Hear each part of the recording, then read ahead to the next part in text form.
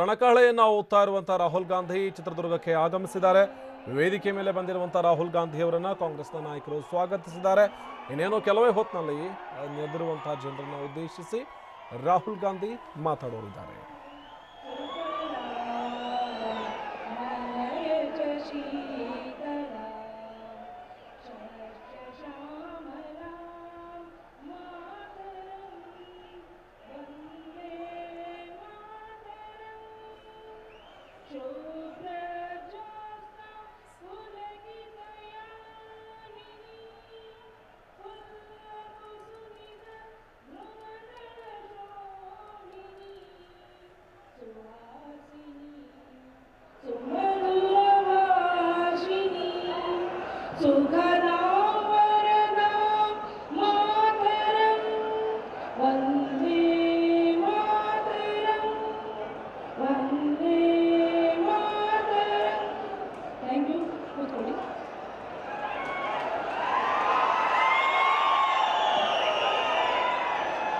कर्नाटक प्रदेश कांग्रेस समितिಯ ಅಧ್ಯಕ್ಷರು ಕರ್ನಾಟಕದಲ್ಲಿ ನಡೆದ ಎಲ್ಲ ಉಪಚುನಾವಣೆಗಳ ಗೆಲುವಿನ ರೂವಾರಿಯಾಗಿರ್ತಕ್ಕಂತಹ ಯುವ ನಾಯಕ ಮಾಜಿ ಮುಖ್ಯಮಂತ್ರಿ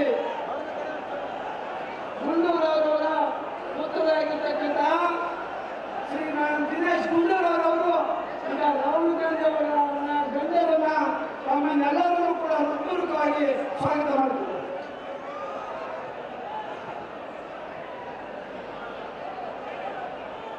ಇದೊಂದು ಐತಿಹಾಸಿಕವಾದಂತಹ ಪರಿವರ್ತನಾ ಸಮಾವೇಶಕ್ಕೆ ಕಾಂಗ್ರೆಸ್ ಮತ್ತು ಜನತಾದಳ ಜಾತ್ಯತೀತ ಎರಡ ಪಕ್ಷಗಳ ಸಂಯೋಜನೆಯೊಂದಿಗೆ ಆಗ್ತಾ ಇರತಕ್ಕಂಥ ಈ ಒಂದು ಕಾರ್ಯಕ್ರಮಕ್ಕೆ ನಮ್ಮ ಕಾಂಗ್ರೆಸ್ ಪಕ್ಷಕ್ಕೆ ಶಕ್ತಿಯನ್ನು ತುಂಬತಕ್ಕಂಥದ್ದಕ್ಕೆ ನಮ್ಮ ಅಭ್ಯರ್ಥಿಯನ್ನ ಪಾರ್ಲಿಮೆಂಟ್ ಸದಸ್ಯರಾಗಿ ಮಾಡ್ತಕ್ಕಂಥದ್ದಕ್ಕೆ ಆಗಮಿಸಿರುವ ಅಖಿಲ ಭಾರತ ಕಾಂಗ್ರೆಸ್ ಸಮಿತಿಯ ಅಧ್ಯಕ್ಷರು,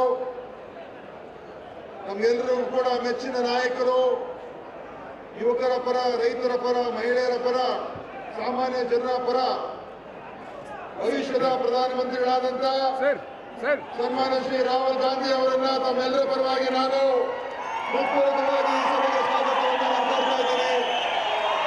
ಸನ್ಮಾನ್ಯ ಶ್ರೀ ರಾಹುಲ್ ಗಾಂಧಿ ಅವರು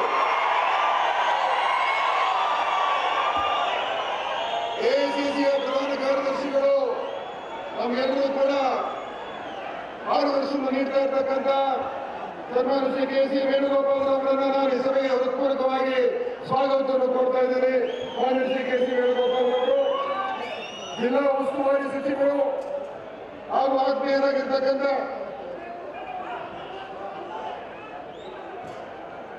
ವೆಂಕಟರಮಣಪ್ಪನವರಿಗೆ ನಾನು ಈ ಸಭೆಗೆ ಸ್ವಾಗತವನ್ನು ಕೊಡ್ತಾ ಇದ್ದೇನೆ.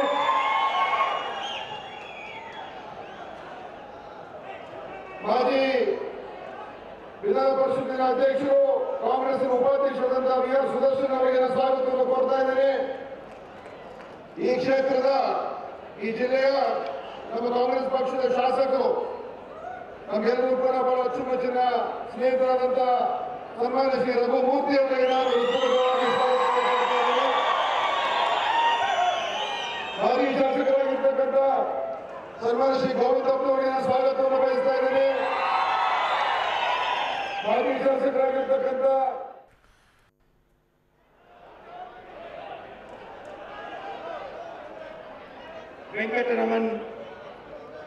वेंकटरमन जी, फातिया रजन जी, कांग्रेस पार्टी के हमारे सब नेता कार्यकर्ता, हमारे अलायंस पार्टनर के नेता, उनके कार्यकर्ता, भाइयों बहनों, प्रेस के हमारे मित्रों, आप सबका यहाँ बहुत बहुत स्वागत। खासतौर से जो हमारी माताएं बहनें आई हैं, आपका भी यहाँ स्वागत। नमस्कार, कैसे हैं आप लोग? मूड अच्छा है?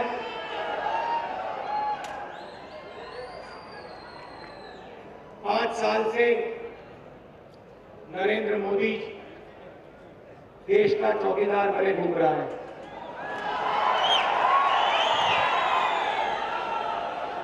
सेल्फ स्टाइल चौकीदार जहां भी जाता है नरेंद्र मोदी कहता है मैं चौकीदार हूं और जनता कहती है चौकीदार चौकीदार चौकीदार। जहां भी आप कहेंगे तो मैं चौकीदार, जनता कहती है चौकीदार चुप। और अभी तक नरेंद्र मोदी जी को समझ नहीं आई बात।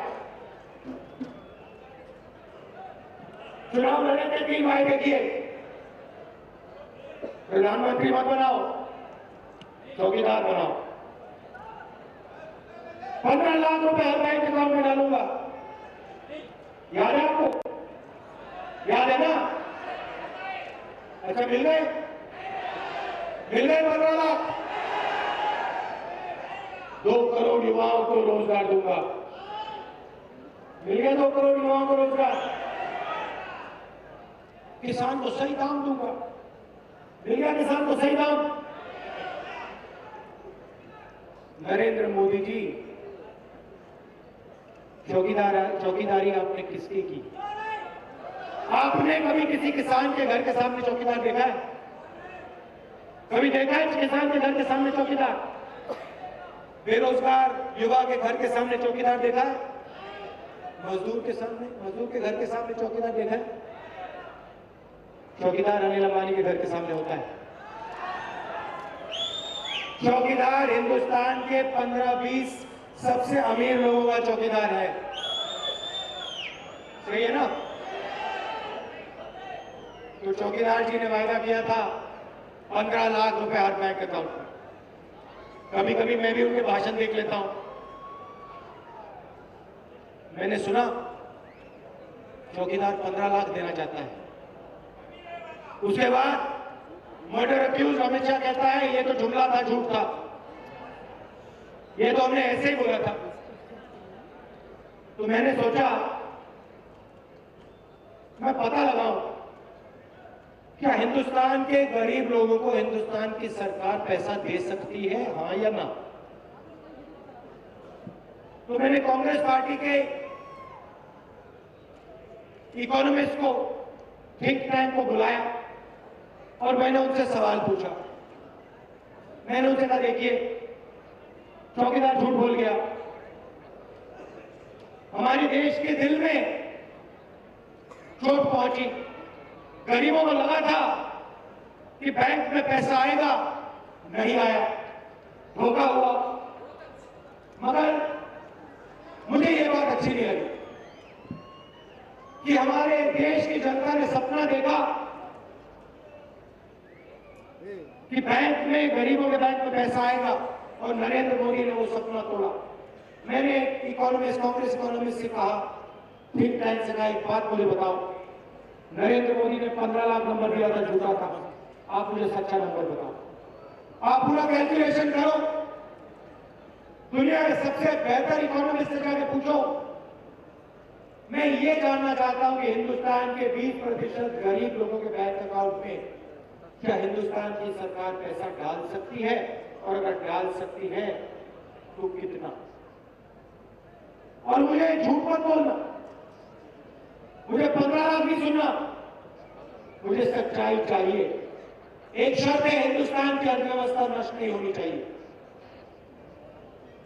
इतना पैसा नहीं देना है जिससे हिंदुस्तान की पूरी इकोनॉमी ठप हो जाए, मगर पैसा देना है। आप जाइए, पता लगाइए,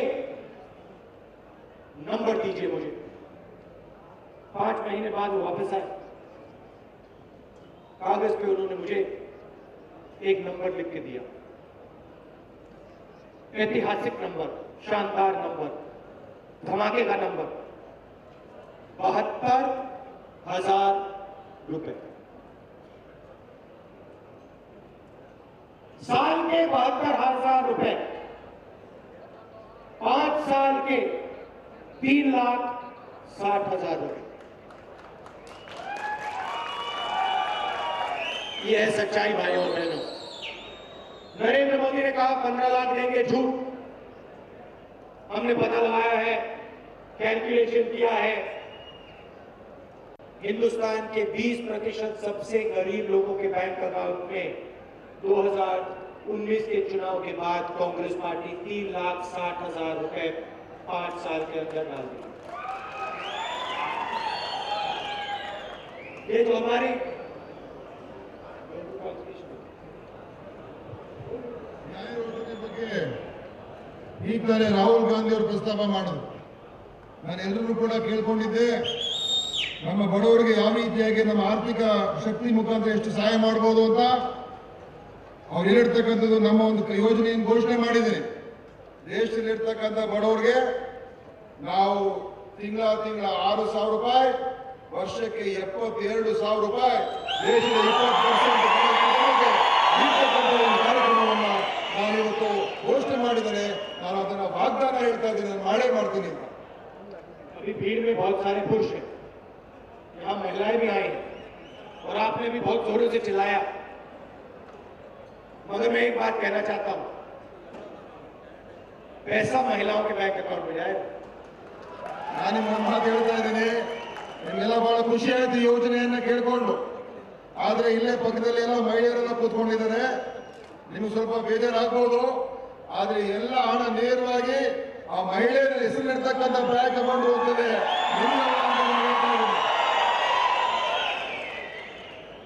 आप सोचिए, साल के 72,000 रुपए, 5 साल के 3,60,000 रुपए।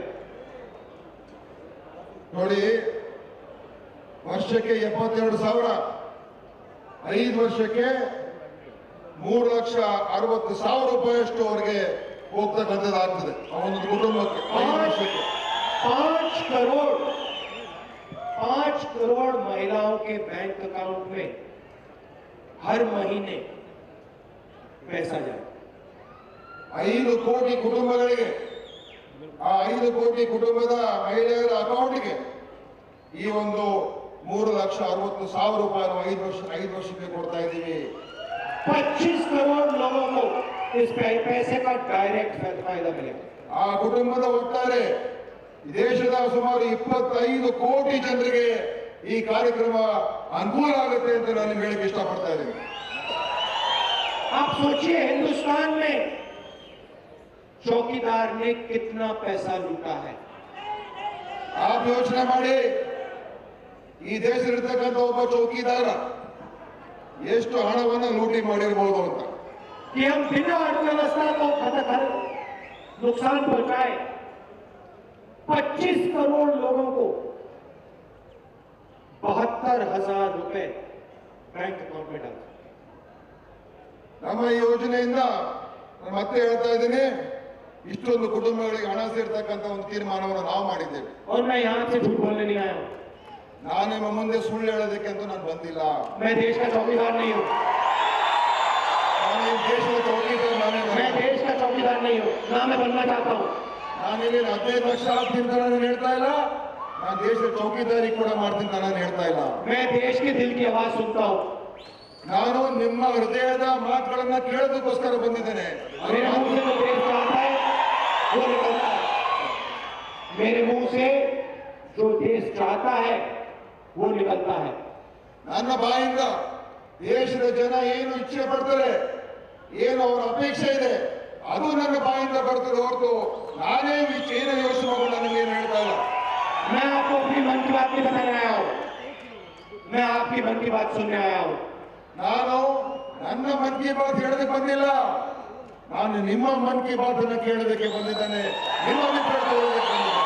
तो आपके मन में एक सवाल था, ನಿಮ್ಮ ಹೃದಯದಲ್ಲಿ ನಿಮ್ಮ ಮನಸ್ಸಿನಲ್ಲಿ ಒಂದು ಪ್ರಶ್ನೆ ಇದೆ. आप अखबार पढ़ते हो, देखते हो कि अनिल अंबानी को 45,000 करोड़ रुपए बैंक कर्जा देता है। ನೀವು ಪತ್ರಿಕೆ ಓದ್ತೀರಾ, ಅನಿಲ್ ಅಂಬಾನಿ ಅವರಿಗೆ ಸುಮಾರು 30,000 ಕೋಟಿ ರೂಪಾಯಿ ಅಷ್ಟು ಅನುಕೂಲ ಆಯಿತು ಅಂತ ನೀವು ಪತ್ರಿಕೆ ಓದಿರ್ತೀರಾ. लौटाता नहीं है, ಅದನ್ನ ವಾಪಸ್ಸು ಕೂಡ ಕೊಟ್ಟಿಲ್ಲ ಅವರು. उसके बाद में उसको 30,000 करोड़ रुपए का राफेल कॉन्ट्रैक्ट मिलता है। ಅವರು ಬ್ಯಾಂಕಿನ ಹಣವನ್ನು ತಗೊಂಡು ಬ್ಯಾಂಕ್ ದುಡ್ಡು ವಾಪಸ್ ಕೊಟ್ಟಿಲ್ಲ. अनिल अंबानी नरेंद्र मोदी गले मिलते हैं, ದುಡ್ಡು ವಾಪಸ್ ಕೊಡ್ಲಿಲ್ಲ. ಆಮೇಲೆ ರಫೇಲ್ ಅವರಿಗೆ 30,000 ಕೋಟಿ ರೂಪಾಯಿ ಕಾಂಟ್ರಾಕ್ಟ್ ಕೂಡ ಸಿಕ್ತು. ಇದಕ್ಕೆಲ್ಲ ಕಾರಣಕರ್ತರು ಅಂತ ಹೇಳಿದ್ರೆ ನಮ್ಮ ಪ್ರಧಾನಮಂತ್ರಿಗಳು. आप देखिए, नरेंद्र मोदी अनिल अंबानी से गले मिलते हैं, नीरव मोदी के साथ गले मिलते हैं, मेहुल चोकसी से गले मिलते हैं, अदानी से गले मिलते हैं। ನೀವೆಲ್ಲ ನೋಡಿರ್ಬೋದು ಟಿವಿಗಳಲ್ಲಿ ಎಲ್ಲ ಕಡೆ ನಮ್ಮ ಪ್ರಧಾನಮಂತ್ರಿಗಳು ಯಾರನ್ನ ತಪ್ಕೊಳ್ತಾರೆ ಅಂತ. ಅನಿಲ್ ಅಂಬಾನಿಯವ್ರು ತಪ್ಕೊಳ್ತಾರೆ, ನೀರವ್ ಮೋದಿಯವ್ರು ತಪ್ಕೊಳ್ತಾರೆ, ಮೇಹುಲ್ ಚೋಕ್ಸಿಯವ್ರು ತಪ್ಕೊಳ್ತಾರೆ, ಲಲಿತ್ ಮೋದಿಯವ್ರು ತಪ್ಕೊಳ್ತಾರೆ. उनकी आपने फोटो देखी है गले मिलते हुए? ನೀವು ಯಾವ್ದಾದ್ರ ಬೇರೆಯವ್ರನ್ನ ಬಡವ್ರನ್ನ ತಪ್ಕೊಳ್ತಕ್ಕಂಥ ನೀವೇನೋ ನೋಡಿದ್ದೀರಾ ಫೋಟೋನ? और कभी मेरी आपने अनिल अंबानी के साथ गले हुए मिलते हुए फोटो देखी है? ನೀವೇನಾದ್ರೂ ರಾಹುಲ್ ಗಾಂಧಿ ಅವರನ್ನ ನನ್ನನ್ನ ಇಂಥ ವ್ಯಕ್ತಿಗಳನ್ನ ತಪ್ಕೊಳ್ತಕ್ಕಂಥ ನೋಡಿದ್ದೀರ ಎಲ್ಲಾದ್ರೂ? मगर किसान से गले मिलते हुए देखी है, मजदूर से गले हुए मिलते देखी है, बेरोजगार युवाओं से गले मिलते हुए देखी है? ನೀವು ನನ್ನ ನೋಡಿದ್ದೀರಾ? ಎಲ್ಲೇ ನೋಡಿದ್ರು ಕೂಡ ನಾನು ಯಾರು ನಿರುದ್ಯೋಗ ಯುವಕರನ್ನ ತಪ್ಕೊಂಡಿರ್ತಕ್ಕಂಥ ನೋಡಿದ್ದೀರಾ? ಯಾರು ಕಷ್ಟದಲ್ಲಿರ್ತಕ್ಕಂಥ ರೈತರನ್ನ ತಪ್ಕೊಂಡಿರ್ತಕ್ಕಂಥ ನೋಡಿದ್ದೀರಾ? ಯಾರು ಅತ್ಯಂತ ಕಷ್ಟದಲ್ಲಿದ್ದಾರೆ ಅಂಥವ್ರ ಜೊತೆಲಿ ನನ್ನ ಫೋಟೋ ನೋಡಿದ್ದೀರಾ ಹೊರತು ಇಂಥವ್ರ ಜೊತೆ ನೀವು ಯಾವತ್ತೂ ಕೂಡ ನನ್ನನ್ನು ನೋಡಿಲ್ಲ. नरेंद्र मोदी 15 लोगों का चौकीदार है। ಈ ದೇಶದಲ್ಲಿ ಸುಮಾರು 15 ಜನ ಚೌಕಿದಾರರ ಸ್ನೇಹಿತರಿದ್ದಾರೆ. वो उनका आदमी है, ಇದೆಲ್ಲ ನರೇಂದ್ರ ಮೋದಿ ಅವರ ಸ್ನೇಹಿತರುಗಳು. मैं आपका आदमी हूं ನಾನು ನಿಮ್ಮ ಸ್ನೇಹಿತ ಅಂತ ಹೇಳಕ್ಕೆ ಇಷ್ಟಪಡ್ತಾ ಇದ್ದೀನಿ. और मुझे किसी की चौकीदारी नहीं करनी। ನಾನು ಯಾವುದೇ ಚೌಕಿದಾರಿ ಮಾಡೋದಕ್ಕಂತೂ ನನಗೇನು ಆಸಕ್ತಿ ಇಲ್ಲ. मैं देश की आवाज उठाता हूं, देश की आवाज के लिए लड़ता हूं। ನಾನು ಜನರ ಒಂದು ಧ್ವನಿಯನ್ನು ಎತ್ತುತ್ತೀನಿ, ಆ ಜನರ ಧ್ವನಿಯನ್ನು ಅದಕ್ಕೆ ನಾನು ಮಾನ್ಯತೆ ಕೊಡ್ತೀನಿ. तो अगर देश का चौकीदार इन चोरों को लाखों करोड़ रुपए दे सकता है तो देश की आवाज देश के गरीब लोगों को करोड़ों लाखों करोड़ों रुपए दे सकता है। ಈ ಚೌಕಿದಾರು ಏನು ದೊಡ್ಡವರಿಗೆಲ್ಲ ಲಕ್ಷಾಂತರ ಕೋಟಿ ಎಷ್ಟು ಹಣ ಕೊಡ್ತಾರೆ, ಅದಕ್ಕೆ ಅವರಿಗೆ ಹೃದಯ ಇದೆ. ಅದು ನನಗೆ ಬಡ ಜನರಿಗೆ ಲಕ್ಷಾಂತರ ಕೋಟಿ ಕೊಡ್ತಕ್ಕಂಥ ಹೃದಯ ನನ್ನ ಹತ್ರ ಇದೆ ಅಂತ ಹೇಳಕ್ಕೆ ಇಷ್ಟಪಡ್ತಾ ಇದ್ದೀನಿ. कर्नाटक में हमने किसानों से कहा हम आपका कर्जा माफ करेंगे। ನಾನು ಕರ್ನಾಟಕದಲ್ಲಿ ನಾನು ಬಂದು ಹೇಳಿದ್ದೆ ನಾವು ರೈತರ ಸಾಲವನ್ನ ಮನ್ನಾ ಮಾಡ್ತೀವಿ ಅಂತ. हजारों करोड़ रुपए कर्नाटक के किसान का कर्जा माफ हुआ। ಸಿದ್ದರಾಮಯ್ಯ ಅವರ ಸರ್ಕಾರದಲ್ಲಿ ಸುಮಾರು 8,000 ಕೋಟಿ ಸಾಲ ಮನ್ನಾ ಮಾಡಿದ್ರು. ಮತ್ತು ಇವತ್ತಿನ ಜನತಾದಳ ಕಾಂಗ್ರೆಸ್ ಸರ್ಕಾರದಲ್ಲೂ ಕೂಡ ಕುಮಾರಸ್ವಾಮಿ ನೇತೃತ್ವದ 40,000 ಕೋಟಿ ರೂಪಾಯಿ ಸಾಲ ಮನ್ನಾ ಕಾರ್ಯಕ್ರಮವನ್ನು ಮಾಡಿದ್ದೇವೆ. मध्य प्रदेश, राजस्थान, छत्तीसगढ़, कर्नाटक, पंजाब, जहां भी कांग्रेस पार्टी की सरकार है किसानों का कर्जा माफ किया। ಮಧ್ಯಪ್ರದೇಶ, ರಾಜಸ್ಥಾನ, ಛತ್ತೀಸ್ಗಢ, ಪಂಜಾಬ್, ಕರ್ನಾಟಕ ಎಲ್ಲೆಲ್ಲಿ ಕಾಂಗ್ರೆಸ್ ಸರ್ಕಾರಗಳಿದೆ ಅಲ್ಲೆಲ್ಲ ಕೂಡ ರೈತರ ಸಾಲವನ್ನ ಮನ್ನಾ ಮಾಡಿರ್ತಕ್ಕಂಥ ತೀರ್ಮಾನವನ್ನು ಮಾಡಿದ್ದೇವೆ, ಅನುಷ್ಠಾನ ಮಾಡಿದ್ದೇವೆ. 10 दिन के अंदर किया। 10 ದಿವಸದಲ್ಲಿ ಸರ್ಕಾರ ಬಂದದ್ದು 10 ದಿವಸದಲ್ಲಿ ಮಾಡಿರ್ತಕ್ಕಂಥ ಇತಿಹಾಸ ನಮ್ದಾಗಿದೆ. और मैनिफेस्टो में हमने 2 बड़ी सुंदर चीजें लिखी हैं किसानों के लिए। ನಮ್ಮ ಮ್ಯಾನಿಫೆಸ್ಟೋ ಅಲ್ಲಿ ನಾವು ಪ್ರಣಾಳಿಕೆಯಲ್ಲಿ 2 ಬಹಳ ಪ್ರಮುಖವಾದಂತಹ ವಿಚಾರಗಳನ್ನ ರೈತರ ಪರವಾಗಿ ನಾವು ಹೇಳಿದ್ದೇವೆ. आपके दिल से डर मिटाना चाहते हैं। ನಿಮ್ಮ ಏನು ಸಂಕಷ್ಟ ಇದೆ ಅದನ್ನ ತೆಗೆಯೋದಕ್ಕೆ ನಾವು ಪ್ರಯತ್ನ ಮಾಡ್ತೀನಿ. पार्लियामेंट हाउस में मैंने देखा जब बजट अनाउंस होता है गैलरी में बड़े बड़े उद्योगपति नोट लिखते हैं। ನಾನು ಪಾರ್ಲಿಮೆಂಟ್ ಅಲ್ಲಿ ನೋಡಿದ್ದೇನೆ, ಬಜೆಟ್ ಘೋಷಣೆ ಆದಾಗ ದೊಡ್ಡ ಶ್ರೀಮಂತರು ಕೂತ್ಕೊಂಡು ಬಜೆಟ್ ಬಗ್ಗೆ ಉಲ್ಲೇಖನೆ ಮಾಡ್ತಾ ಇರ್ತಾರೆ. साल की शुरुआत में ही उनको पता लग जाता है उनके लिए सरकार क्या करने जा रही है। ಬಜೆಟ್ ಘೋಷಣೆ ಆಗಿದ ತಕ್ಷಣ ಎಲ್ಲ ಶ್ರೀಮಂತರು ಗೊತ್ತಾಗೋಗ್ತದೆ ನಮಗೆ ಎಷ್ಟು ಹಣ ಸಿಗ್ತದೆ, ನಮ್ಗೆ ಇದರಿಂದ ಏನ್ ಲಾಭ ಆಗುತ್ತೆ ಅಂತ ಎಲ್ಲ ಈ ದೊಡ್ಡ ಜನರಿಗೆ ಗೊತ್ತಾಗೋಗ್ತದೆ. इसलिए इस बार 2019 में जैसे ही कांग्रेस पार्टी चुनाव जीतेगी किसानों के लिए एक स्पेशल अलहदा बजट बनाया जाएगा। ಅದಕ್ಕೆ 2000 ಈ ಚುನಾವಣೆ ಆದ್ಮೇಲೆ ಕಾಂಗ್ರೆಸ್ ಸರ್ಕಾರ ರಚನೆ ಆದ್ಮೇಲೆ ಆಯವ್ಯಯ ಮಂಡನೆ ಮಾಡಿದಾಗ ನಾನು ಪ್ರತ್ಯೇಕವಾಗಿ ರೈತರಿಗೋಸ್ಕರ ಕೃಷಿಕರಿಗೋಸ್ಕರ ಒಂದು ಪ್ರತ್ಯೇಕ ಬಜೆಟ್ ಅನ್ನು ಮಂಡಿಸ್ತೀನಿ ಅಂತ ಈ ಸಂದರ್ಭದಲ್ಲಿ ಹೇಳ್ತಾ ಇದ್ದೀನಿ. शुरुआत में ही किसान को ये पता लग जाएगा कि उसकी सरकार साल में उसके लिए क्या करने जा रही है। ಆ ಒಂದು ಆಯವ್ಯಯದ ಮುಖಾಂತರ ನಮ್ಮ ರೈತರಿಗೆ ಮೊದಲೇ ಗೊತ್ತಾಗ್ಬಿಡ್ಬೇಕು, ಬಜೆಟ್ ಘೋಷಣೆ ಆದಾಗಲೇ ಗೊತ್ತಾಗಬೇಕು ಈ ವರ್ಷ ನಮ್ಮ ರೈತರಿಗೆ ಏನೇನು ಸಿಗ್ತಾ ಇದೆ, ಏನೇನು ಸೌಲಭ್ಯ ಸಿಗುತ್ತೆ ಅಂತ ಸ್ಪಷ್ಟವಾಗಿ ಗೊತ್ತಾಗ್ಬಿಡ್ಬೇಕು. एमएसपी कितनी बढ़ाई जाएगी, ಎಷ್ಟು MSP ಅನ್ನ ಬೆಂಬಲ ಬೆಲೆಯನ್ನು ನಾವು ಜಾಸ್ತಿ ಮಾಡ್ತೀವಿ ಅಂತ ಗೊತ್ತಾಗಬೇಕು. कितना कर्जा माफ होगा, ಎಷ್ಟು ಸಾಲ ಮನ್ನಾ ಮಾಡ್ತಕ್ಕಂಥ ಗೊತ್ತಾಗಬೇಕು. खेत में किस प्रकार से टेक्नोलॉजी आएगी, ಅವರ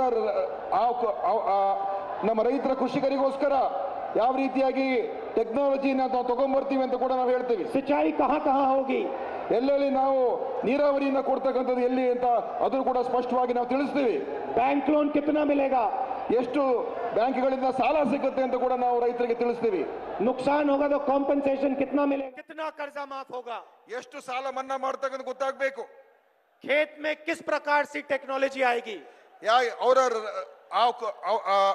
ನಮ್ಮ ರೈತರ ಕೃಷಿಕರಿಗೋಸ್ಕರ ಯಾವ ರೀತಿಯಾಗಿ ಟೆಕ್ನಾಲಜಿನ ತಗೊಂಡ್ಬರ್ತೀವಿ ಅಂತ ಕೂಡ ನಾವು ಹೇಳ್ತೀವಿ. सिंचाई कहां कहां होगी, ಎಲ್ಲೆಲ್ಲಿ ನಾವು ನೀರಾವರಿಯನ್ನ ಕೊಡ್ತಕ್ಕಂಥದ್ದು ಎಲ್ಲಿ ಅಂತ ಅದನ್ನು ಕೂಡ ಸ್ಪಷ್ಟವಾಗಿ ನಾವು ತಿಳಿಸ್ತೀವಿ. बैंक लोन कितना मिलेगा, ಎಷ್ಟು ಬ್ಯಾಂಕ್ಗಳಿಂದ ಸಾಲ ಸಿಗುತ್ತೆ ಅಂತ ಕೂಡ ನಾವು ರೈತರಿಗೆ ತಿಳಿಸ್ತೀವಿ. नुकसान होगा तो कॉम्पनसेशन कितना मिलेगा, ರೈತರಿಗೆ ಏನಾದ್ರೂ ಸಂಕಷ್ಟ ಸಿಕ್ಕಾಕೊಂಡ್ರೆ ಹೇಗೆ ಅವರಿಗೆ ಪರಿಹಾರವನ್ನು ಎಷ್ಟು ಕೊಡ್ತೀವಿ ಅಂತ ಕೂಡ ರೈತರಿಗೆ ಮೊದಲೇ ಗೊತ್ತಾಗ್ಬೇಕು. पूरा का पूरा आपको साल के शुरुआत में ही पता लग ಈ जाए. ಎಲ್ಲಾ ವಿಷಯಗಳು ಆಯವ್ಯಯ ಮಣ್ಣೆ ಆದಾಗ ಇಡೀ ದೇಶಕ್ಕೆ ಎಲ್ಲಾ ರೈತರಿಗೆ ಗೊತ್ತಾಗ್ತಕ್ಕಂಥದ್ದನ್ನ ನಾನು ಮಾಡ್ತೀನಿ ಅಂತ ಈ ಸಂದರ್ಭದಲ್ಲಿ आपको ಹೇಳ್ತಾ पता ಇದ್ದೀನಿ. लग जाएगा कि इस साल हमारी सरकार हमारे लिए क्या क्या करने जा रही है. ಈ ವರ್ಷ ನಮ್ಮ ಸರ್ಕಾರ ನಮಗೋಸ್ಕರ ಏನ್ ಮಾಡಬೇಕು ಅಂತ ಎಲ್ಲ ಕೃಷಿಕರಿಗೆ ರೈತರಿಗೆ ಸ್ಪಷ್ಟವಾಗಿ ಗೊತ್ತಾಗ್ಬಿಡ್ಬೇಕು. और बजट नरेंद्र मोदी जैसे खोखले वायदे नहीं होते. ನಾನು ಮತ್ತೆ ಬಡ್ಜೆಟ್ ಮಾಡಿದಾಗ ಮೋದಿ ಅವ್ರ ತರ ಸುಳ್ಳು ಹೇಳ್ತಕ್ಕಂಥ ಆಯವ್ಯನ ನಾನು ಮಂಡನೆ ಮಾಡಕ್ ಹೋಗೋದಿಲ್ಲ. एक बार बजट में लिख जाया जाता है तो फिर वो काम होता ही होता है. ಏನ್ ನಾನು ಘೋಷಣೆ ಮಾಡ್ತೀನಿ, ಏನ್ ನಾನು ಹೇಳ್ತೀನಿ ಅದು 100ಕ್ಕೆ 100 ಅನುಷ್ಠಾನ ಆಗೇ ಆಗುತ್ತೆ ಅಂತ ನಾನು ಈ ಸಂದರ್ಭದಲ್ಲಿ ಹೇಳ್ತಾ ಇದ್ದೀನಿ. किसानों के लिए दूसरी चीज, ಕಿಸಾನ ರೈತರಿಗೋಸ್ಕರ ಎರಡು ಪ್ರಮುಖ ವಿಚಾರಗಳು. ये चौकीदार के जो चोर हैं, जो मित्र हैं, इनको लाखों करोड़ रुपए बैंक का लोन दिया है चौकीदार ने. ನಮ್ಮ ಚೌಕಿದಾರು ದೊಡ್ಡ ದೊಡ್ಡ ಪುಂಜಿಪತಿಗಳಿಗೆ ಉದ್ದಿಮೆಗಾರರಿಗೆ ಲಕ್ಷಾಂತರ ಕೋಟಿ ಸಾಲ ಕೊಟ್ಟಿದ್ದಾರೆ. 3.5 लाख करोड़ रुपए उनका कर्जा माफ किया है. ಸುಮಾರು 3.5 ಲಕ್ಷ ಕೋಟಿಯಷ್ಟು ಈ ದೊಡ್ಡ ದೊಡ್ಡ ಶ್ರೀಮಂತರ ಸಾಲವನ್ನ ಕಳೆದ 5 ವರ್ಷದಲ್ಲಿ ನರೇಂದ್ರ ಮೋದಿ ಅದನ್ನ ಮಾಫ್ ಮಾಡಿದ್ದಾರೆ. अनिल अंबानी कर्जा लेता है, वापस नहीं देता, उसकी जेल नहीं होती. ಅನಿಲ್ ಅಂಬಾನಿ ಎಷ್ಟೋ ಸಾವಿರಾರು ಕೋಟಿ ಸಾಲ ತಗೊಂಡ್ರು, ವಾಪಸ್ ಮಾಡಲಿಲ್ಲ, ಆದ್ರೆ ಅವರು ಜೈಲ್ಗೆ ಹೋಗ್ತಕ್ಕಂಥ ಪರಿಸ್ಥಿತಿನೇ ಬರಲಿಲ್ಲ. मगर किसान बैंक लोन लेता है, वापस नहीं दे पाता है, उसको जेल में डाल देते हैं. ಆದ್ರೆ ನಮ್ಮ ಬಡ ರೈತರು, ಕಷ್ಟ ಇರ್ತಕ್ಕಂಥ ರೈತರು ಸಾಲ ಮರುಪಾವತಿ ಮಾಡದೆ ಹೋದ್ರೆ ಅವರನ್ನ ಜೈಲ್ಗೆ ಹಾಕ್ತಕ್ಕಂಥ ಕೆಲಸಗಳೆಲ್ಲ ನಡೀತದೆ. तो हमने अपने मैनिफेस्टो में साफ लिख दिया है, 2019 के चुनाव के बाद हिंदुस्तान के किसी भी किसान को कर्ज वापस ना देने के लिए जेल में नहीं डाला जा सकेगा. ನಾನು ಸ್ಪಷ್ಟವಾಗಿ ಹೇಳ್ತೇನೆ, ಒಂದು ಕಾನೂನನ್ನೇ ಬದಲಾಯಿಸ್ತಾ ಇದೀವಿ. ಯಾವೇ ಒಬ್ಬ ರೈತ ಅವನ ಕೆಲ ಸಾಲ ಮರುಪಾವತಿ ಮಾಡಕ್ ಆಗದೆ ಹೋದ್ರೆ ಅವನ ಮೇಲೆ ಯಾವುದೇ ರೀತಿಯ ಕ್ರಿಮಿನಲ್ ಕೇಸನ್ನ ಹಾಕಬಾರದು ಅಂತ ಕಾನೂನನ್ನ ನಾನು ಮಾಡ್ತೀನಿ ಅಂತ ಈ ಸಂದರ್ಭದಲ್ಲಿ ಹೇಳ್ತಾ ಇದ್ದೀನಿ. अगर आप किसान को जेल में डालना चाहते हो, पहले आप अनिल अंबानी को जेल में डालो, नीरव मोदी को जेल में डालो, मेहुल चौकसी, विजय माल्या, ललित मोदी को जेल में डालो. ಯಾರಾದ್ರೂ ರೈತರ ಸಾಲವನ್ನ ಮರುಪಾವತಿ ಮಾಡಕ್ ಆಗದೇನೆ ಅವರಿಗೆ ನೀವು ಕ್ರಮ ತಗೊಳ್ತೀರ ಅಂತ ಹೇಳಿದ್ರೆ ಮತ್ತೆ ನೀವು ಅದೇ ತರ ವಿಜಯ ಮಾಲ್ಯನ್ಗೆ, ಲಲಿತ್ ಮೋದಿಗೆ, ನೀರವ್ ಮೋದಿಗೆ, ಚೋಕ್ಸಿಗೆ ಅದೇ ಕ್ರಮ ತಗೊಳ್ತಕ್ಕಂಥ ತಾಕತ್ ನಿಮ್ಮಲ್ಲಿ ಇರಬೇಕಾಗ್ತದೆ. महिलाओं से कहना चाहता हूं, न्याय योजना में पैसा आपके बैंक अकाउंट में जाएगा. ಮಹಿಳೆಯರು ನಿಮ್ಗೆ ಹೇಳಕ್ಕೆ ಇಷ್ಟಪಡ್ತೀನಿ, ನಿಮ್ಮ ಅಕೌಂಟ್ಗಳಿಗೆ ಈ ನ್ಯಾಯ ಯೋಜನೆ ಅಡಿಯಲ್ಲಿ ನಿಮ್ಮ ಹೆಸರಿಗೆ ನಾನು ನಗದನ್ನ ಹಾಕ್ತಕ್ಕಂಥ ಕಾರ್ಯಕ್ರಮ ಮಾಡ್ತಾ ಇದ್ದೀನಿ. 72,000 रुपए हर साल आपके बैंक अकाउंट पे, 5 करोड़ महिलाओं के बैंक अकाउंट में. ನಿಮಗೆ ವರ್ಷ 72,000 ರೂಪಾಯಿಯಷ್ಟು ನಿಮ್ಮ ಬ್ಯಾಂಕಿಗೆ ಹಾಕ್ತಕ್ಕಂಥ ಒಂದು ಕಾರ್ಯಕ್ರಮವನ್ನು ನಾನು ಮಾಡಿದ್ದೇನೆ. न्याय योजना गरीबी पे सर्जिकल स्ट्राइक है. ನನ್ನ ಸರ್ಜಿಕಲ್ ಸ್ಟ್ರೈಕ್ ಇರ್ತಕ್ಕಂಥದ್ದು ಬಡತನದಲ್ಲಿ ಇರ್ತಕ್ಕಂಥವ್ರನ್ನ ಅದರಿಂದ ಹೊರಗೆ ತರ್ತಕ್ಕಂಥದ್ದಕ್ಕೆ ನಾನು ಸರ್ಜಿಕಲ್ ಸ್ಟ್ರೈಕ್ ಮಾಡ್ತಾ ಇದ್ದೀನಿ. 5 करोड़ महिलाओं के बैंक अकाउंट में पैसा डालेंगे और गरीबी को हिंदुस्तान से मिटा देंगे. ನಾನು ಈ 5 ಕೋಟಿ ಕುಟುಂಬಗಳಿಗೆ ಈ ಹಣವನ್ನು ಕೊಟ್ಟು ಒಂದೇ ಒಂದು ತೀರ್ಮಾನದಿಂದ ಬಡತನವನ್ನ ಈ ದೇಶದಿಂದ ನಿರ್ಮೂಲನೆ ಮಾಡತಕ್ಕಂಥ ಕೆಲಸವನ್ನ ನಾನು ಆ ಕಾರ್ಯಕ್ರಮವನ್ನ ಮಾಡ್ತಾ ಇದ್ದೀನಿ. नरेंद्र मोदी जी ने नोटबंदी की, गब्बर सिंह टैक्स लागू किया, आपके जेब से पैसा निकाल कर उन उद्योगपतियों को दिया. ನರೇಂದ್ರ ಮೋದಿ ಅವರು ನೋಟ್ ಅಮಾನ್ಯ ಮಾಡಿದ್ರು, ನರೇಂದ್ರ ಮೋದಿ ಅವರು GST ಹಾಕಿದ್ರು. ಇದೆಲ್ಲ ಮಾಡಿ ನಮ್ಮ ಸಾಮಾನ್ಯ ಜನರ, ಬಡ ಜನರ ಹಣವನ್ನು ತೆಗೆದುಕೊಂಡು ಅದು ಎಲ್ಲ ಈ ದೊಡ್ಡ ಶ್ರೀಮಂತರಿಗೆ ಕೊಡ್ತಕ್ಕಂಥ ಕೆಲಸ ಮಾಡಿದ್ದಾರೆ. उन्होंने इकोनॉमी को डिमोनेटाइज किया, हम इकोनॉमी को रिमोनेटाइज करेंगे. ಅವರು ನಮ್ಮ ಅರ್ಥವ್ಯವಸ್ಥೆಯನ್ನ ಅಮಾನ್ಯ ಮಾಡಿದ್ರು. ನಮ್ಮ ಸರ್ಕಾರ ಬಂದ ಮೇಲೆ ಮತ್ತೆ ಹಣವನ್ನ ಜನರಿಗೆ ವಾಪಸ್ ಕೊಡ್ತಕ್ಕಂಥ ಕೆಲಸವನ್ನ ಮಾಡ್ತೀನಿ. चौकीदार ने आपसे पैसा चोरी करके अनिल अंबानी को दिया, हम अनिल अंबानी से पैसा छीन कर आपको वापस देंगे. ಈ ನಮ್ಮ ಚೌಕಿದಾರ ನಿಮ್ಮ ಹಣ ತಗೊಂಡು ಎಲ್ಲ ಅನಿಲ್ ಅಂಬಾನಿ ಅಂತವ್ರಿಗೆಲ್ಲ ದುಡ್ಡು ಕೊಟ್ರು. ನಾನು ಹೇಳ್ತೀನಿ, ನಾನು ಅವರಿಂದ ದುಡ್ಡನ್ನು ಕಿತ್ಕೊಂಡು ನಮ್ಮ ಜನರಿಗೆ, ಕಷ್ಟದಲ್ಲಿರ್ತಕ್ಕಂಥ ಜನರಿಗೆ ಕೊಡ್ತೀನಿ ಅಂತ ಹೇಳ್ತಾ ಇದ್ದೀನಿ. मगर हम महिलाओं को लोकसभा, विधानसभा, राज्यसभा में भी देखना चाहते हैं। ನನ್ನ ಉದ್ದೇಶ ಏನಂತ ಹೇಳಿದ್ರೆ, ನಮ್ಮ ಮಹಿಳೆಯರು ಅವರನ್ನ ವಿಧಾನಸಭೆಯಲ್ಲಿ, ಲೋಕಸಭೆಯಲ್ಲಿ, ರಾಜ್ಯಸಭೆಯಲ್ಲಿ ಅವರಲ್ಲಿ ಹೋಗ್ತಕ್ಕಂಥದ್ದನ್ನ ನೋಡಬೇಕು ಅಂತ ನನಗೆ ಬಹಳ ಆಸಕ್ತಿ ಇದೆ. इसीलिए हम 2019 में महिलाओं को 33% रिजर्वेशन विधानसभा, राज्यसभा, लोकसभा में देने जा रहे हैं। ಅದಕ್ಕೆ ನಮ್ಮ ಸರ್ಕಾರ ಬಂದ ಮೇಲೆ ಎಲ್ಲ ನಮ್ಮ ಮಹಿಳೆಯರಿಗೆ 33% ಮೀಸಲಾತಿಯನ್ನ ವಿಧಾನಸಭೆಯಲ್ಲಿ, ಲೋಕಸಭೆಯಲ್ಲಿ, ರಾಜ್ಯಸಭೆಯಲ್ಲಿ ತರ್ತೀನಿ ಅಂತ ಈ ಸಂದರ್ಭದಲ್ಲಿ ನಾನು ಘೋಷಣೆಯನ್ನ ಮಾಡ್ತಾ ಇದ್ದೀನಿ. और सरकारी रोजगार, सरकारी नौकरियों में 33% रिजर्वेशन नेशनल लेवल पे महिलाओं को देंगे। ಅದಕ್ಕಿಂತ ಮಹತ್ತರ ತೀರ್ಮಾನ, ಕೇಂದ್ರ ಸರ್ಕಾರದ ಸಂಸ್ಥೆಗಳಲ್ಲಿ ಮಹಿಳೆಯರಿಗೋಸ್ಕರ 33% ಅಷ್ಟು ಉದ್ಯೋಗ ಮೀಸಲಾತಿಯನ್ನ ನಾನು ಅವ್ರಿಗೆ ಕೊಡ್ತೀನಿ ಅಂತ ಈ ಸಂದರ್ಭದಲ್ಲಿ ನಾನು ಘೋಷಣೆಯನ್ನ ಮಾಡ್ತಾ ಇದ್ದೀನಿ. छोटे दुकानदारों को, मिडिल साइज और स्मॉल बिजनेस वालों को मैं कहना चाहता हूं, नरेंद्र मोदी जी ने आपको चोट पहुंचाई। ಸಣ್ಣ ಸಣ್ಣ ಉದ್ಯಮೆಗಾರರು, ವರ್ತಕರು, ವ್ಯಾಪಾರಸ್ಥರಿಗೆ ನಾನು ಹೇಳಕ್ಕೆ ಇಷ್ಟಪಡ್ತೀನಿ, ಮೋದಿ ಅವರ ತೀರ್ಮಾನಗಳಿಂದ ನಿಮ್ಗೆ ಎಲ್ಲರೂ ಕೂಡ ತೊಂದರೆ ಆಯಿತು. बैंक का पैसा अनिल अंबानी को दिया, बैंक की तिजोरी के चाबी उन्होंने अनिल अंबानी को पकड़ाई। ಅನಿಲ್ ಅಂಬಾನಿ ಅಂತ ವ್ಯಕ್ತಿಗಳಿಗೆ, ಅಂತವ್ರಿಗೆ ಬ್ಯಾಂಕ್ ಎಲ್ಲಾ ರೀತಿಯ ಸಹಕಾರ ಮಾಡಿಕೊಟ್ರು. ಬ್ಯಾಂಕ್ ಅಲ್ಲಿ ಇರ್ತಕ್ಕಂಥ ಹಣಕ್ಕೆ ಅವ್ರಿಗೆಲ್ಲ ಅದನ್ನ ತಗೊಳ್ತಕ್ಕಂಥ ಎಲ್ಲ ಅವಕಾಶ ಮಾಡಿಕೊಟ್ರು. अनिल अंबानी से बैंक की चाबी छीनकर हम कर्नाटका के युवाओं के हाथ में कर देंगे। ನನ್ನ ಉದ್ದೇಶ ಏನಂತ ಹೇಳಿದ್ರೆ, ಬ್ಯಾಂಕ್ ಅಲ್ಲಿ ಇರ್ತಕ್ಕಂಥ ಹಣ ಏನಿದೆ ಅದು ಬರೀ ದೊಡ್ಡವ್ರಿಗೆ ಮಾತ್ರ ಅಲ್ಲ, ನಮ್ಮ ಯುವಕರಿಗೆ ಅದನ್ನ ಸಿಗ್ತಕ್ಕಂಥ ರೀತಿಯಲ್ಲಿ ಮಾಡುವಂತ ಕಾನೂನನ್ನ ನಾನು ಮಾಡ್ತೀನಿ. और अगर कोई भी युवा नया बिजनेस चालू करना चाहता है तो बिना कोई परमिशन वो अपना बिजनेस चालू कर सकेगा। ಯಾರಾದ್ರೂ ಯುವಕರು ಉದ್ದಿಮೆ ಮಾಡಬೇಕು, ವ್ಯಾಪಾರ ಮಾಡಬೇಕು ಅಂತ ಮುಂದೆ ಬರ್ತಾರೆ, ಈಗಿನ ವ್ಯವಸ್ಥೆಯಲ್ಲಿ ಬೇಕಾದಷ್ಟು ಪರ್ಮಿಷನ್ಗಳು ಬೇಕಾಗಿದೆ. ಅದನ್ನ ನಮ್ಮ ಸರ್ಕಾರ ಬಂದ ಮೇಲೆ ಯುವಕರಿಗೆ ಪ್ರೋತ್ಸಾಹ ಮಾಡ್ತಕ್ಕಂಥದ್ದಕ್ಕೆ ಅವ್ರಿಗೆ ಯಾವುದೇ ಪರ್ಮಿಷನ್ನೇ ಇಲ್ದೇನೆ ಅವ್ರು ಉದ್ದಿಮೆ ಮಾಡ್ತಕ್ಕಂಥದ್ದಕ್ಕೆ ನಾನು ಅವಕಾಶ ಮಾಡಿಕೊಡ್ತೀನಿ. सरकारी ऑफिस में जाने की कोई जरूरत नहीं, आप पहले अपना बिजनेस चालू करो, 3 साल बाद जब आपका बिजनेस मजबूत हो जाएगा तब जाके आप परमिशन लेना सरकार से। ಸರ್ಕಾರ ಕಚೇರಿಗಳ ಹತ್ರ ಹೋಗಿ ನಿಂತ್ಕೊಂಡು ಆ ಪರ್ಮಿಷನ್, ಈ ಪರವಾನಗಿ ಅದೆಲ್ಲ ಬೇಕು ಅಂತ ನಿಂತ್ಕೊಳ್ತಕ್ಕಂಥ ಅವಶ್ಯಕತೆ ಇಲ್ಲ.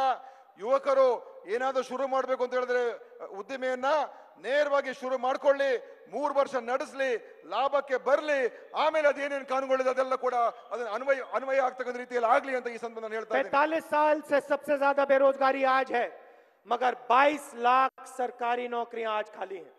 ನೋಡಿ, 40 ವರ್ಷದಲ್ಲಿ ಅತಿ ಹೆಚ್ಚು ನಿರುದ್ಯೋಗ ದೇಶದಲ್ಲಿ ಇವತ್ತು ಈ ದೇಶದಲ್ಲಿ ಇದೆ. ಅದಕ್ಕೆ ಆದ್ರೆ ನಿರುದ್ಯೋಗ ಇದೆ, ಆದ್ರೆ ಸುಮಾರು 20 ಲಕ್ಷಕ್ಕಿಂತ ಹೆಚ್ಚು ಇವತ್ತಿನ ದಿವಸ ನೌಕರಿಗಳು ಸರ್ಕಾರ ಮಟ್ಟದಲ್ಲಿ ಖಾಲಿ ಬಿದ್ದಿವೆ. कांग्रेस पार्टी इन 22 लाख नौकरियों को 1 साल के अंदर भरकर हिंदुस्तान के युवाओं को दिलवा देगी। ನಾನು ಈ ಸಂದರ್ಭದಲ್ಲಿ ಹೇಳಕ್ ಇಷ್ಟಪಡ್ತೇನೆ, ನಮ್ಮ ಯುವಕರಿಗೆ 1 ವರ್ಷದ ಒಳಗೆ ನಮ್ಮ ಸರ್ಕಾರ ರಚನೆ ಆದ್ಮೇಲೆ ಈ ಎಲ್ಲ 22 ಲಕ್ಷ ಏನು ಸರ್ಕಾರಿ ನೌಕರಿಗಳಿದೆ ಅದೆಲ್ಲವನ್ನು ಕೂಡ ನೇಮಕ ಮಾಡ್ತಕ್ಕಂಥ, ಭರ್ತಿ ಮಾಡ್ತಕ್ಕಂಥ ಕೆಲಸ 1 ವರ್ಷದಲ್ಲಿ ಮಾಡ್ತೀನಿ ಅಂತ ಈ ಸಂದರ್ಭದಲ್ಲಿ ಹೇಳ್ತಾ ಇದ್ದೀನಿ. पंचायतों में 10 लाख युवाओं को रोजगार दिया जा सकता है। कांग्रेस पार्टी 10 लाख युवाओं को पंचायतों में रोजगार देगी। ಪ್ರತಿಯೊಂದು ಪಂಚಾಯತಿಯಲ್ಲೂ ಕೂಡ ಒಬ್ಬ ಯುವಕನಿಗೆ ಅಲ್ಲಿ ಸೇವೆ ಮಾಡ್ತಕ್ಕಂಥದ್ದಕ್ಕೆ ಒಂದು ಹುದ್ದೆಯನ್ನು ಸೃಷ್ಟಿ ಮಾಡ್ತಾ ಇದ್ದೀನಿ. ಇಡೀ ದೇಶದಲ್ಲಿ ಸುಮಾರು 10 ಲಕ್ಷ ಯುವಕರಿಗೆ ಪಂಚಾಯತಿ ವ್ಯವಸ್ಥೆಯಲ್ಲಿ ಕೂಡ ಉದ್ಯೋಗ ಸಿಗ್ತಕ್ಕಂಥ ಒಂದು ತೀರ್ಮಾನವನ್ನು ನಾನು ಮಾಡ್ತಾ ಇದ್ದೀನಿ. आदिवासी और दलितों पर हिंदुस्तान में आज अत्याचार होता है। ನಮ್ಮ ಬುಡಕಟ್ಟು ಜನಾಂಗದವರು ಮತ್ತು ನಮ್ಮ ದಲಿತರ ಮೇಲೆ ಇವತ್ತು ದೇಶದಲ್ಲಿ ಬಹಳಷ್ಟು ಅತ್ಯಾಚಾರ ಆಗ್ತಾ ಇದೆ.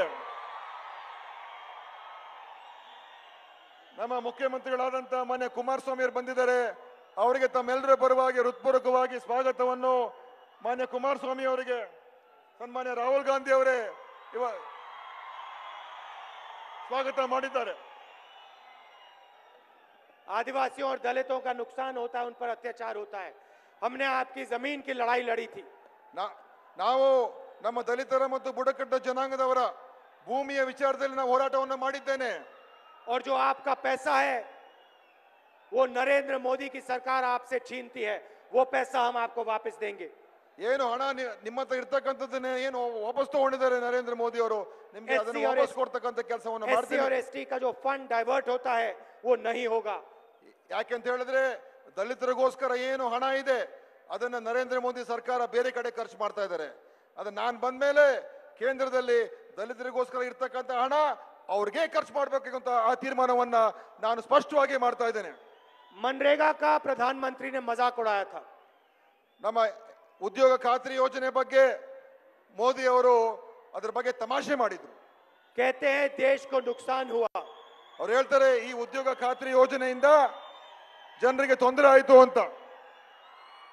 मनरेगा को हम 100 दिन से 150 दिन तक बढ़ाएंगे. ಈ ಸಭೆಗೆ ಈಗ ನಮ್ಮ ಶಾಸಕಾಂಗ ಪಕ್ಷದ ನಾಯಕರು ಸಿದ್ದರಾಮಯ್ಯ ಕೂಡ ಬಂದಿದ್ದಾರೆ. ಅವ್ರಿಗೂ ಕೂಡ ನಾನು ಸ್ವಾಗತವನ್ನು ಕೋರ್ತಾ ಇದ್ದೀನಿ.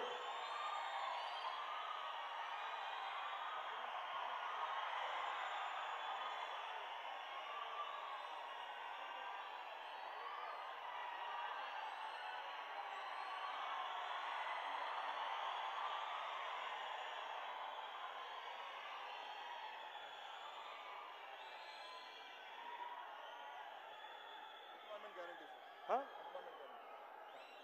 मनरेगा तो मनरेगा को हम 100 दिन से 150 दिन तक बढ़ा देंगे. ಉದ್ಯೋಗ ಖಾತ್ರಿ ಯೋಜನೆ ಈಗಿರತಕ್ಕಂಥದ್ದು ವರ್ಷಕ್ಕೆ 100 ದಿವಸ ಅಂತ. ನನ್ನ ಸರ್ಕಾರ ಬಂದ ಮೇಲೆ ನಾನು 100 ದಿವಸಕ್ಕಿಂತ ಈಗ 150 ದಿವಸಕ್ಕೆ ಅದನ್ನ ವಿಸ್ತರಣೆ ಮಾಡ್ತೀನಿ ಅಂತ ಕೂಡ ನಮ್ಮ ಯುವಕರಿಗೆ ಎಲ್ಲರಿಗೂ ಗ್ರಾಮೀಣ ಭಾಗದ ಜನರಿಗೆ ಹೇಳ್ತಾ ಇದ್ದೇನೆ. और न्याय योजना का बहुत बड़ा फायदा आदिवासियों, दलितों, गरीब लोगों को होगा. ನನ್ನ ನ್ಯಾಯ ಯೋಜನೆ ನಾನು ಆಗಲೇ ಹೇಳಿದ್ದೀನಲ್ಲ, ಇದರಿಂದ ನಮ್ಮ ದಲಿತ ಜನಾಂಗಕ್ಕೆ, ನಮ್ಮ ಬುಡಕಟ್ಟು ಜನಾಂಗಕ್ಕೆ, ಇಂಥವ್ರಿಗೆ ಅತಿ ಹೆಚ್ಚಿನ ಇದು ಅವರಿಗೆ ಅನ್ವಯ ಆಗುತ್ತೆ ಅಂತ ಈ ಸಂದರ್ಭದಲ್ಲಿ ಹೇಳ್ತಾ ಇದ್ದೀನಿ. अंत में मैं आपसे कहना चाहता हूं कि विचारधारा की लड़ाई है. ಕೊನೆಯದಾಗಿ ನಾನು ಹೇಳಕ್ಕೆ ಇಷ್ಟಪಡ್ತೀನಿ, ಈ ಚುನಾವಣೆಯ ಹೋರಾಟ ಒಂದು ತಾತ್ವಿಕವಾದಂತಹ ಹೋರಾಟ ಅಂತ ಹೇಳಕ್ಕೆ ಇಷ್ಟಪಡ್ತೀನಿ. एक तरफ नफरत, क्रोध, गुस्सा, ಒಂದ್ ಕಡೆ ದ್ವೇಷ, ಹಿಂಸೆ, ಕೋಪ, बंटवारा, ವಿಭಜನೆ ಮಾಡ್ತಕ್ಕಂಥ ಒಂದು ಸಿದ್ಧಾಂತ. दूसरी तरफ प्यार, भाईचारा और प्रगति. ಇನ್ನೊಂದ್ ಕಡೆ ನಮ್ ಕಡೆ ಅದು ಪ್ರೀತಿ, ಅದು ಭ್ರಾತೃತ್ವ, ಅದು ವಿಶ್ವಾಸ. एक तरफ 5 साल का अन्याय, ಒಂದ್ ಕಡೆ 5 ವರ್ಷದ ಅನ್ಯಾಯ, दूसरी तरफ न्याय. ಮುಂದೆ ಇನ್ನೊಂದ್ ಕಡೆ ಮುಂದೆ 5 ವರ್ಷದ ನ್ಯಾಯದ ಸಿಗ್ತಕ್ಕಂಥ ಕಾಲ. एक तरफ 15-20 लोगों को हिंदुस्तान की तिजोरी की चाबी, ಒಂದ್ ಕಡೆ 15 ದೊಡ್ಡ ದೊಡ್ಡ ಶ್ರೀಮಂತರಿಗೆ ದೇಶದ ಸಂಪತ್ತು ಮೇಲೆ ಅವರು ಎಲ್ಲ ಹಿಡ್ತಾ ಇಟ್ಕೊಂಡಿದ್ದಾರೆ. दूसरी तरफ लाखों करोड़ों किसानों को, मजदूरों को, छोटे दुकानदारों को हिंदुस्तान की तिजोरी का फायदा. ಇನ್ನೊಂದ್ ಕಡೆ ದೇಶದ ಸಾಮಾನ್ಯ ಜನ, ರೈತರು, ಬಡವರು, ಕಾರ್ಮಿಕರು, ಅಂತವ್ರಿಗೆ ಈ ಒಂದು ಬ್ಯಾಂಕಿನ ಹಣವನ್ನ ಸಿಗ್ತಕ್ಕಂಥದ್ದಕ್ಕೆ ಅವಕಾಶ ಆಗುವಂಥದ್ದು. चुनाव अनिल अंबानी और आम जनता के बीच हो रहा है. ಈ ಚುನಾವಣೆ ಅನಿಲ್ ಅಂಬಾನಿ ಅಂತ ದೊಡ್ಡ ದೊಡ್ಡ ಜನರು ಒಂದ್ ಕಡೆ, ಇನ್ನೊಂದ್ ಕಡೆ ಸಾಮಾನ್ಯ ಜನ, ರೈತರು, ಬಡವರು ಒಂದ್ ಕಡೆ. चोरों और ईमानदार लोगों के बीच हो रहा है. ಒಂದ್ ಕಡೆ ಕಳ್ಳರು, ಇನ್ನೊಂದ್ ಕಡೆ ನೀತಿವಂತರು. एक तरफ झूठे वायदे, दूसरे तरफ सच्चाई. ಒಂದ್ ಕಡೆ ಸುಳ್ಳಿನ ಭರವಸೆಗಳು, ಇನ್ನೊಂದ್ ಕಡೆ ಸತ್ಯದ ಒಂದು ವಿಚಾರಗಳು. एक तरफ 15 लाख रुपए, दूसरी तरफ 3,60,000 रुपए. ಒಂದ್ ಕಡೆ 15 ಲಕ್ಷ ರೂಪಾಯಿ 5 ವರ್ಷಕ್ಕೆ, ಇನ್ನೊಂದ್ ಕಡೆ 3,60,000 ರೂಪಾಯಿ 5 ವರ್ಷಕ್ಕೆ. एक तरफ किसानों को सही दाम देने वाला झूठ, दूसरी तरफ किसानों को कर्जा का माफ करने वाली सच्चाई. ಒಂದ್ ಕಡೆ ರೈತರಿಗೆ ಎಲ್ಲಾ ರೀತಿಯ ಒಂದು ಅನ್ಯಾಯ ಸಂಕಷ್ಟ, ಇನ್ನೊಂದ್ ಕಡೆ ರೈತರಿಗೋಸ್ಕರ ನ್ಯಾಯ ಮತ್ತು ಅವರ ಸಾಲವನ್ನ ಮನ್ನಾ ಮಾಡ್ತಕ್ಕಂಥ ತೀರ್ಮಾನ. एक तरफ 2 करोड़ युवाओं को रोजगार देने का झूठ, दूसरी तरफ 22 लाख युवाओं को रोजगार देने की सच्चाई. ಒಂದ್ ಕಡೆ ವರ್ಷಕ್ಕೆ 2 ಕೋಟಿ ಉದ್ಯೋಗ ಕೊಡ್ತಕ್ಕಂಥ ಸುಳ್ಳು, ಇನ್ನೊಂದ್ ಕಡೆ 22 ಲಕ್ಷ ಉದ್ಯೋಗ ಕೊಡ್ತಕ್ಕಂಥ ಸತ್ಯ. भाइयों और बहनों, हिंदुस्तान में सच्चाई की जीत होती है. भाइयों और बहनों, हिंदुस्तान में सच्चाई की जीत होती है. ಸಹೋದರ ಸಹೋದರಿಯರೇ, ದೇಶದಲ್ಲಿ ಇವತ್ತು ಸತ್ಯದ ಗೆಲುವು ಆಗ್ಬೇಕಾಗ್ತದೆ. 2019 के चुनाव में सच्चाई की, प्यार की, भाईचारे की जीत होने वाली है. ಈ ಲೋಕಸಭಾ ಚುನಾವಣೆಯಲ್ಲಿ ಸತ್ಯ, ಭ್ರಾತೃತ್ವ ಇದು ಇವತ್ತು ಗೆಲ್ತಕ್ಕಂಥದ್ದು ಆಗ್ಬೇಕಾಗ್ತದೆ. आप दूर दूर से आए, आप हमारी विचारधारा के लिए लड़ते हो. गांव-गांव में जाते हो कांग्रेस पार्टी के लिए, इसके लिए आप सबको दिल से बहुत-बहुत धन्यवाद। ತಾವೆಲ್ಲರೂ ಕೂಡ ಬಹಳ ದೂರದಿಂದ ಬಂದಿದ್ದೀರಾ.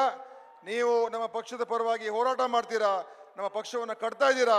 ಅದಕ್ಕೆ ನಾನು ನಿಮಗೆ ಹೃತ್ಪೂರ್ವಕವಾದಂತ ಧನ್ಯವಾದಗಳನ್ನು ಹೇಳಕ್ಕೆ ಇಷ್ಟಪಡ್ತಾ आप ಇದ್ದೀನಿ. रोज नरेंद्र मोदी और बीजेपी के झूठ के खिलाफ लड़ते हो। आप ನರೇಂದ್ರ ಮೋದಿ ಮತ್ತು ಬಿಜೆಪಿಯ ಸುಳ್ಳಿನ ವಿಚಾರಗಳ ವಿರುದ್ಧ ಹೋರಾಟ ಮಾಡ್ತಾ ಇದ್ದೀರಾ. न्याय योजना आपकी सोच है, ನ್ಯಾಯ ವಿಚಾರದ ಬಗ್ಗೆ ತಾವು ಯೋಚನೆ ಮಾಡ್ತಾ ಇದ್ದೀರಾ. आपकी विचारधारा की सोच है। ನಿಮ್ದು ಒಂದು ತಾತ್ವಿಕವಾದಂತ ಯೋಚನೆ ಇದೆ. यहाँ आज जेडीएस के भी कार्यकर्ता हैं, ಇಲ್ಲಿ मैं आपका भी स्वागत करता हूं। ಇಲ್ಲಿ ಜನತಾದಳದ ಕಾರ್ಯಕರ್ತರು ಕೂಡ ಬಂದಿದ್ದಾರೆ, ಅವ್ರಿಗೂ ಕೂಡ ನಾನು ಸ್ವಾಗತವನ್ನು ಬಯಸ್ತಾ ಇದ್ದೇನೆ. जेडीएस के सीनियर नेता बैठे हैं, चीफ मिनिस्टर जी बैठे हैं, सिद्धरमैया जी आए हैं, खारगे जी आए हैं, डीके शिव कुमार जी आए हैं, आप सबका स्वागत करता हूं। ಇಲ್ಲಿ ಜೆಡಿಎಸ್ನ ಮುಖಂಡರುಗಳು, ಮುಖ್ಯಮಂತ್ರಿಗಳು, ಸಿದ್ದರಾಮಯ್ಯನವರು, ಶಿವಕುಮಾರ್ ಅವರು, ಹಲವಾರು ಮುಖಂಡರು ಬಂದಿದ್ದಾರೆ, ಖರ್ಗೆ ಸಾಹೇಬರು ಬಂದಿದ್ದಾರೆ. ಅವ್ರಿಗೆಲ್ಲರೂ ಕೂಡ ನಾನು ಸ್ವಾಗತವನ್ನು ವೈಯಕ್ತಿಕವಾಗಿ ಮಾಡ್ತಾ ಇದ್ದೀನಿ. आप सबका दिल से बहुत बहुत धन्यवाद। नमस्कार, जय हिंद। ನಿಮ್ಗೆಲ್ಲರೂ ಕೂಡ ನಮಸ್ಕಾರ, ಜೈ ಹಿಂದ್.